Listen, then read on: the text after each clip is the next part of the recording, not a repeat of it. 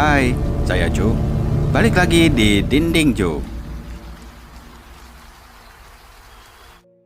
Osaka adalah kota pelabuhan besar dan pusat komersial di Pulau Honshu, Jepang. Kota ini dikenal dengan arsitektur modern, kehidupan malam, dan kuliner street food-nya yang beraneka ragam. Mulai dari bola gurita takoyaki yang panas, lalu ada pancake okonomiyaki, hingga kushikatsu yang berupa sate daging dan sayuran goreng, dan juga berbagai macam sushi. Nah, pada suatu malam di tanggal 25 Desember 2015 di Osaka, ayahnya Sawako Watanabe menjadi khawatir setelah dia hilang kontak dengan putrinya dari tanggal 24 Desember. Teman-temannya Sawako juga merasakan hal yang sama karena mereka tidak dapat menghubunginya seharian ini. Padahal rencananya mereka akan mengadakan pesta Natal. Karena khawatir dengan keadaan Sawako, ayahnya pun lalu melaporkan kehilangan anaknya ke polisi.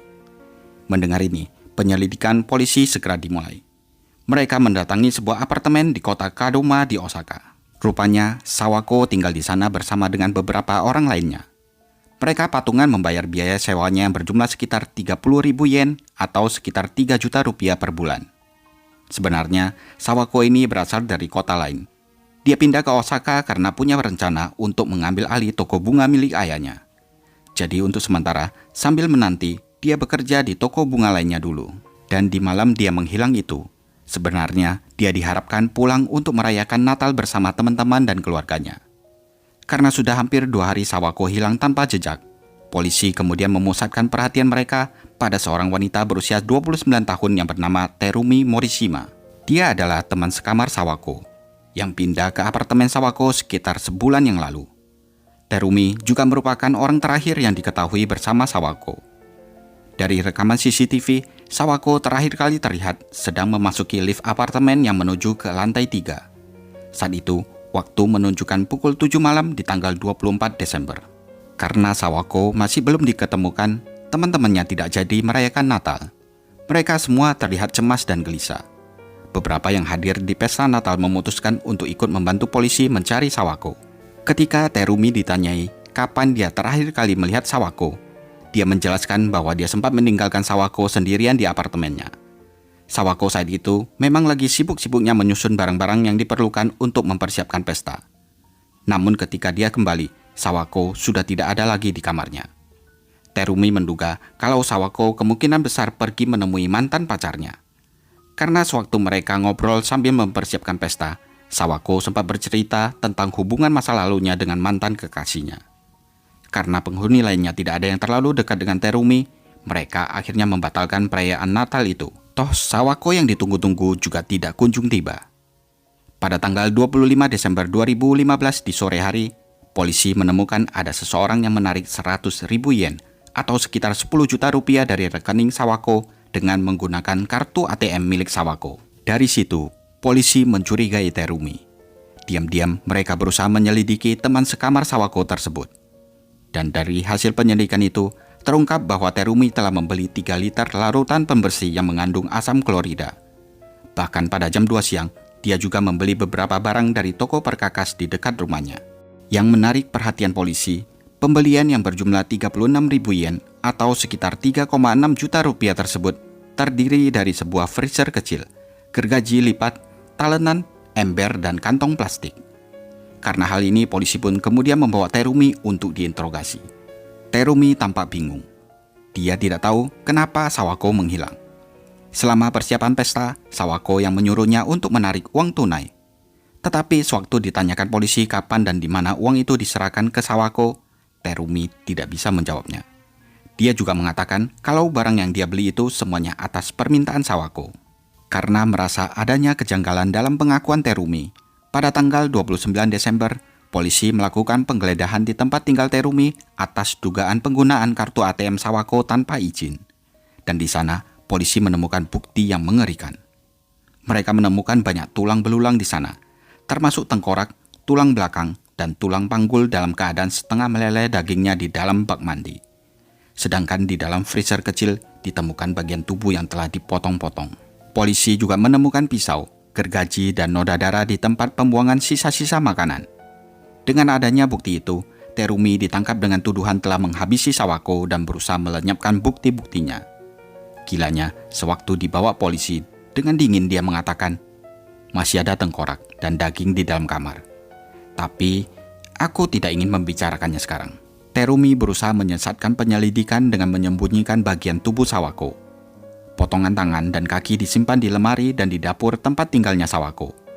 Namun noda darah yang ditemukan di kamar mandi apartemennya menjadi bukti kuat penangkapannya. Awalnya polisi mengira motif kejahatan tersebut adalah karena masalah keuangan. Karena selama ini Sawako dipercaya untuk mengelola pembayaran sewa menyewa di apartemen tersebut. Jadi siapa tahu Terumi mencurigai Sawako telah mencurangi uang sewa apartemen mereka. Namun ternyata bukan seperti itu. Terumi rupanya telah merencanakan untuk memanfaatkan Sawako sejak pertama kali mereka bertemu. Sekilas informasi tentang Terumi. Dia menghabiskan masa kecilnya di Cina. Setelah dewasa, Terumi tinggal di Okayama. Dia mendapatkan penghasilan rata-rata 80.000 yen atau sekitar 8 juta rupiah per bulan dengan bekerja sebagai ilustrator untuk aplikasi di komputer dan di ponsel. Pada bulan Juli 2015, dia pindah dari Okayama ke rumah neneknya di Osaka untuk merawat neneknya yang sudah lanjut usia tersebut. Akan tetapi sejak bulan Agustus, dia tidak punya pekerjaan apapun di kota itu. Di tengah keputusasaannya, dia bertemu dengan Sawako.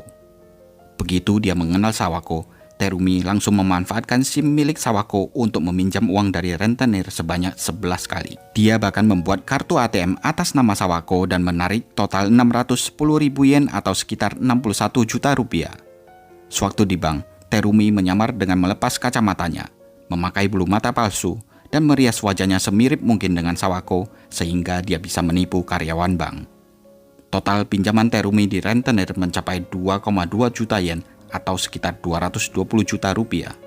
Itu sudah melewati batas dan dia tidak bisa melakukan pinjaman lagi. Dari sanalah timbul niat jahat Terumi. Dia mulai merencanakan untuk menghilangkan Sawako dan membereskan hutangnya sendiri. Dari hasil otopsi diketahui kalau penyebab kematian Sawako adalah akibat sesak nafas yang mungkin terjadi antara tanggal 24 dan 25 Desember. Di saat-saat itu, Terumi sengaja mengirim pesan dari ponselnya Sawako kepada keluarga dan teman-temannya Sawako untuk meyakinkan mereka supaya tidak khawatir. Terumi tampaknya mencoba membuat keluarga Sawako menjadi tidak curiga. Salah seorang teman laki-laki Sawako bersaksi bahwa pada hari kejadian tersebut dia sempat menelpon Sawako. Tapi Sawako mengatakan kalau dia membutuhkan lebih banyak waktu untuk bersiap-siap ke pesta. Tidak lama setelah itu, Terumi tiba di tempat pesta sendirian. Dia mengatakan bahwa Sawako masih belum selesai berdandan. Mendengar itu, teman laki-laki Sawako merasa aneh. Apalagi ketika Terumi tiba-tiba pergi, padahal dia baru saja tiba di tempat pesta. Segera setelah Terumi pergi, teman laki-laki Sawako menerima pesan dari Sawako yang meminta maaf atas keterlambatannya dan menjelaskan bahwa ada masalah mendesak yang menghalanginya untuk ke tempat pesta. Ternyata pada saat itu Sawako sudah meninggal. Hasil otopsi mengungkapkan bahwa Sawako tewas antara pukul 19.52 malam sampai 12.55 siang di tanggal 24 dan 25 Desember. Terumi rupanya mencekik Sawako yang sudah tidak sadarkan diri karena telah diberi obat tidur. Tapi Terumi sama sekali tidak mengomentari hal ini. Dia bahkan membantah tuduhan telah melakukan pembunuhan. Yang dia akui hanyalah menghancurkan dokumen pinjaman uang. Terumi juga mengatakan kalau Sawako sudah meninggal ketika dia kembali ke apartemennya. Bisa saja Sawako dibunuh oleh orang lain. Karena Terumi takut kalau dia nantinya yang dituduh, jadi dia menyingkirkan jasadnya Sawako dengan memotong-motong tubuhnya. Pada tanggal 25 Desember sore hari, Terumi sempat keluar untuk membeli pasir penyerap bau, freezer, alat penghancur sisa makanan, dan blender. Lalu menghabiskan hari-hari berikutnya dengan memotong-motong tubuh Sawako hingga menjadi hancur. Kemudian dia membuang beberapa bagian tubuh ke tempat pembuangan sampah yang berjarak sekitar 300 meter dari apartemen. Untuk menghindari kecurigaan, Terumi membuangnya sebanyak beberapa kali dalam kresek plastik yang kecil. Lalu dia juga merebus bagian lainnya di dalam panci bertekanan tinggi dan berusaha untuk menyamarkan pembunuhan tersebut dengan menyembunyikan potongan tangan dan kaki Sawako di apartemen. Setelah organ dalamnya diambil, anggota badan lainnya dipotong-potong dengan menggunakan alat penghancur sisa makanan. Terumi sebenarnya ingin membuang sisa-sisa tubuh tersebut dengan cepat jauh dari TKP. Tapi tempat pembuangan sisa makanan rumah tangga biasa hanya mampu menangani 1 hingga 2 kg. Dan itu memerlukan waktu setengah hari untuk menyelesaikan prosesnya. Ditambah lagi, alat yang dipakai oleh Terumi berukuran lebih kecil, yang dirancang hanya untuk sekitar 1 kg. Sehingga dari tanggal 25 Desember hingga pagi hari tanggal 29 Desember, total yang diproses hanya sekitar 8 kg. Terumi juga menggunakan cairan pembersih asam klorida untuk membuat kepalanya Sawako menjadi tinggal tengkorak. Hal ini menunjukkan kalau Terumi sangat niat untuk membuang jasad Sawako sampai dia memperhatikan semuanya dengan sangat detail. Sebagian sisa tubuh Sawako disimpan dalam freezer kecil dengan kapasitas 100 hingga 120 liter. Bagian-bagian ini mengandung sidik jari dan cetakan telapak tangan, sehingga dapat dengan mudah diidentifikasi. 10 hari sebelum kejadian tragis itu, Terumi sempat mencari secara online metode pemotongan tubuh manusia, cara membuang mayat tanpa terdeteksi, cara untuk menghancurkan tulang, bagaimana untuk membuat pingsan seseorang, cara untuk melakukan pembunuhan yang sempurna, apa yang terjadi pada rekening bank orang hilang, dan efek dari mengkonsumsi obat tidur dalam jumlah besar. Dan dari hasil otopsi, ditemukan obat tidur dalam sistem tubuh Sawako, di mana jenisnya sama dengan yang baru-baru ini diresepkan oleh dokter kepada Terumi. Hal ini menunjukkan kalau itu bukanlah kebetulan. Di persidangan, tim yang membela memohon simpati dengan menyajikan kisah sedih hidupnya Terumi, di mana saat Terumi masih kelas 5 SD, dia mengalami pelecehan seksual dari kekasih ibunya. Terumi juga pernah disiksa secara fisik, seperti dipaksa duduk dalam posisi berlutut selama 3 jam dan dipukuli. Akan tetapi, semua itu dia sembunyikan agar tidak membuat ibunya kesal. Terumi bertindak seolah-olah peristiwa menyakitkan tersebut tidak pernah terjadi. Sayangnya, penderitaan Terumi tidak berhenti sampai di situ saja. Ketika remaja, Terumi sempat hamil akibat perbuatan kekasih ibunya. Mengetahui itu, kekasih ibunya mengancam Terumi dan menyuruhnya untuk menggugurkan kandungannya. Akan tetapi, sudah terlambat. Bayi di dalam kandungannya sudah terlalu besar. Terumi akhirnya diam-diam melahirkan di rumah, dan kekasih ibunya itu membuang bayi yang lahir dalam keadaan sudah meninggal tersebut di bendungan air. Meskipun tim pengacara yang membela Terumi mencari simpati dari pengalaman hidupnya yang mengerikan, akan tetapi Terumi tetap dijatuhi hukuman penjara seumur hidup pada tanggal 30 Juni 2017.